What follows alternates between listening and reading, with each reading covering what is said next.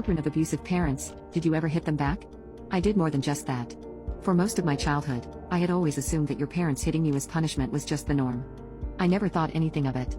But as I got older, my friends at school would often call out bruises or marks on my body. When I told them how I got hurt, they were horrified. I ended up calling out my parents for their behavior. Needless to say, it only made things worse. When I was a teenager, I was at my breaking point.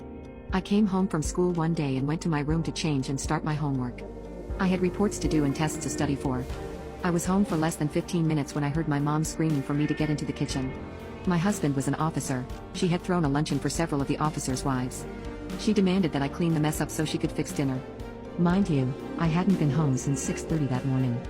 At that time, it was around 4 p.m. The dishes stacked on the kitchen table, in the sink, and over all the counters had sat for several hours as had the mess she made preparing the luncheon. I walked into the kitchen and immediately got the sharp-pointed finger poking me in the chest.